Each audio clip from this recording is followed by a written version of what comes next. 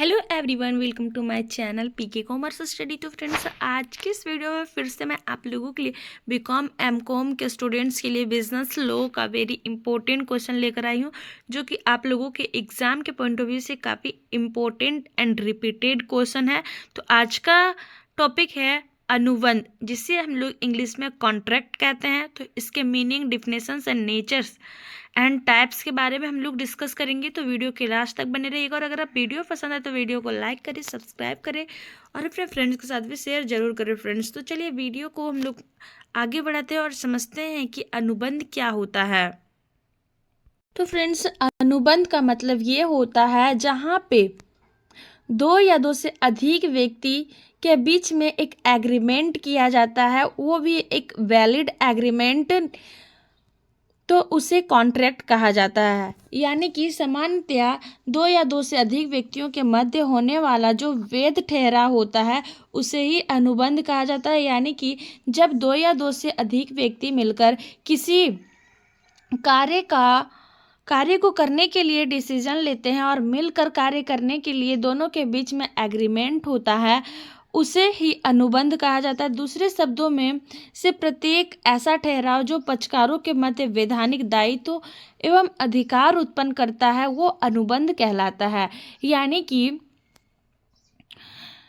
दूसरे शब्दों में ये बताया गया है कि जो प्रत्येक ऐसा एग्रीमेंट जो दो पक्षकारों के बीच में कानूनी तरीके से दायित्व यानी रिस्पॉन्सिबिलिटी दिया जाता है उसे ही एग्रीमेंट कहा जाता है। जैसे कि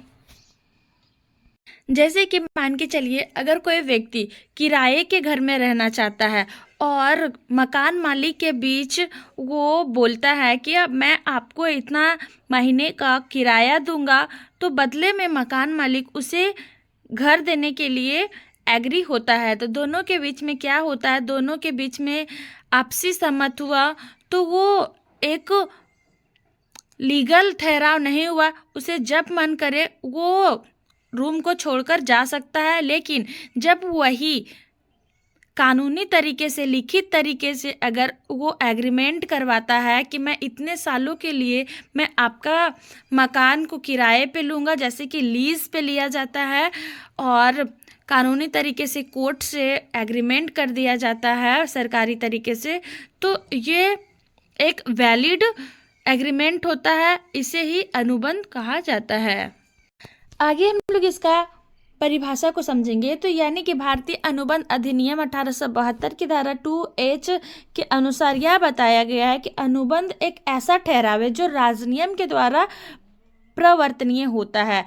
यानी कि अनुबंध का मतलब यही बताया गया है कि एक एग्रीमेंट होता है जो कि राजनियम यानी कि कोर्ट के द्वारा वैलिड होता है, उसे ही अनुबंध कहा जाता है। आगे अब हम लोग समझेंगे अनुबंध की प्रकृति, यानी कि नेचर ऑफ कॉन्ट्रैक्ट।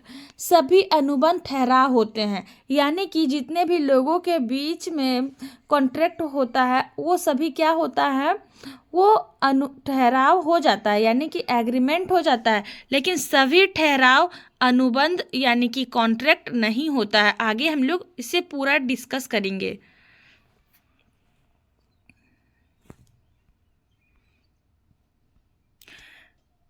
तो देखिए फ्रेंड्स, सभी अनुबंध ठहराव होते हैं, यानी कि सभी अनुबंध जितना होता है, जितना भी ऑल कॉन्ट्रैक्ट इज एग्रीमेंट, यह कथन सत्य है, बिल्कुल ही सत्य है कि अनुबंध अधिनियम की धारा 2H के अनुसार एक ठहराव जो राजनियम के द्वारा प्रवर्तनीय होता है वो अनुबंध कहलाता है।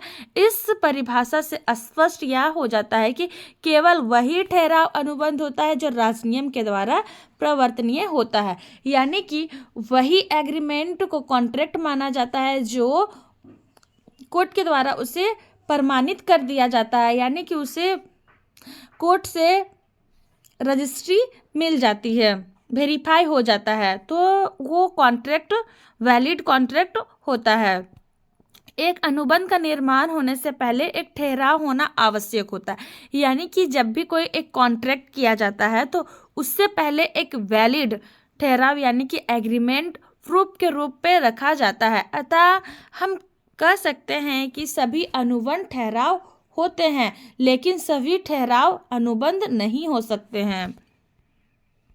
अब आता है बात कि सभी ठहराव अनुबंध नहीं होते हैं। तो कैसे सभी ठहराव अनुबंध नहीं होते? सभी ठहराव अनुबंध नहीं होते हैं, यह कथन भी बिल्कुल सही है, क्योंकि केवल वह ही ठहराव अनुबंध हो सकते हैं जो राजनियम के द्वारा प्रवर्तनीय होते हैं। वे ठहराव जो राजनियम के द्वारा प्रवर्तनीय नहीं होते वो केवल ठहराव ही बने रहते हैं, अनुबंध नहीं बन पाते हैं। तो मोस्ट इम्पोर्टेंट क्या होता है? कॉन्ट्रैक्ट का होना और वैलिड एग्रीमेंट का होना। जैसे कि कौन कौन से ऐसे कॉन्ट्रैक्ट है जो कि केवल ठहराव बनकर रह जाते हैं? तो निम्नलिखित ठहराव केवल ठहराव है, अनुबंध नहीं है। तो जैसे कि घरेलू या पारिवारिक कोई ठहराव किया जाता है, यानी कि घर में कोई पारिवारिक तरीके से कोई ऐसे ही कह देता है कि मैं ये काम कल तक पूरा कर दूंगा, लेकिन वो काम को पूरा नहीं करता है, तो यहाँ पे उस पर कोई कार्रवाई भी नहीं किया जा सकता है। क्या हम लोग अपने घर के पारिवारिक प्रॉब्लम्स को कोर्ट तक ले जा सकते हैं? ले जा सकते हैं, लेकिन उसमें अगर कॉन्ट्रैक्ट किया हुआ हो तो हम लोग जनरली कहते हैं, जैसे कि प्रॉमिस हो गया कि मैं कल तुमसे मिलने ज़रूर आऊँगा, तो और नहीं भी जाऊँगा तो वो मुझे कुछ भी नहीं कर सकता है। नेक्स्ट आता है सामाजिक ठहराव। सामाजिक यानी कि समाज में ठहराव किया जाता है, तो वो समाज के लोगों के द्वारा ही सिर्फ साइन कर दिया जाता है। किसी तरह का कोई अगर घरेलू कोई समस्या होता है या फिर सामाजिक कोई एग्रीमेंट होता है तो वो भी वैलिड नहीं होता है, वो सिर्फ ठहराव बना हुआ रहता है। जब वो राजनियम के द्वारा वेरीफाई हो जाता है, यानी कि कोर्ट के द्वारा वो वेरीफाई हो जाता है, तभी जाके वो एक कॉन्ट्रैक्ट बन पाता है। नेक्स्ट आता है क्या? राजनीतिक ठहराव। राजनीतिक ठहराव भी सामाजिक ठहराव की तरह ही होता है। नेक्स्ट आता है अनुबंध की क्षमता नहीं रखने वाले पक्षकारों द्वारा ठहराव। यानी कि होता क्या है कि कॉन्ट्रैक्ट करने की क्षमता नहीं रख पाता है कोई पक्षकार और बाद में बदल जाता है, तो वो भी ठहराव कॉन्ट्रैक्ट नहीं बन पाता। बिना प्रतिफल के ठहराव, यानी कि कोई उसका रिजल्ट ना हो एग्रीमेंट करने का, यानी कि कोई उद्देश्य ना हो, तो वैसा ठहराव ही बन के रह जाता है। अवैधानिक प्रतिफल वाले ठहराव, यानी कि जो कि वैधानिक यानी कि विधान के द्वारा वो राजनियम परिवर्तनीय नहीं है, वैसा भी लक्ष्य ठहराव ही बन के रह जाता है। नेक्स्ट आता है अनिश्चित अर्थ वाले ठहराव, यानी कि सर्टेनिटी कोई नहीं है, वैसा ठहराव भी वो ठहराव बन के रह जाता है। अनुबंध या ठहरावों के प्रकार। अब आगे हम लोग क्या समझेंगे? कॉन्ट्रैक्ट या एग्रीमेंट के टाइप्स क्या होते हैं। तो फर्स्ट आता है वैध ठहराव या अनुबंध। वैध ठहराव वह ठहराव है जिसमें वैध अनुबंध के सभी आवश्यक लक्षण होते हैं। वे सभी ठहराव अनुबंध होते हैं जो राजनियम के द्वारा प्रवर्तनीय होते हैं। यानी कि वैलिड एग्रीमेंट को ही कॉन्ट्रैक्ट यानी कि वैलिड कॉन्ट्रैक्ट माना जाता है, जिसमें से एक वैलिड कॉन्ट्रैक्ट के सभी आवश्यक लक्षण उसमें उपलब्ध होते हैं, मौजूद होते हैं और वो राजनियम के द्वारा प्रवर्तनीय होता है। तो ये एक वैलिड कॉन्ट्रैक्ट होगा। सेकेंड नंबर पॉइंट क्या आता है? वैध या शून्य ठहराव। व्यर्थ क्या होता है? अनुबंध अधिनियम की धारा 2G के अनुसार जो ठहराव राजनियम द्वारा प्रवर्तित नहीं कराया जा सकता व्यर्थ ठहराव कहलाता है, और व्यर्थ ठहराव का वैधानिक अस्तित्व नहीं होता है एवं इसका कोई कानूनी प्रभाव भी नहीं होता है। तो व्यर्थ ठहराव वही ठहराव को कहा जाता है जो राजनियम के द्वारा प्रवर्तनीय, यानी कि राजनियम के द्वारा उसे वेरीफाई नहीं किया गया है, तो वो एक व्यर्थ ठहराव हो जाएगा, उसका कोई महत्व नहीं रह जाएगा।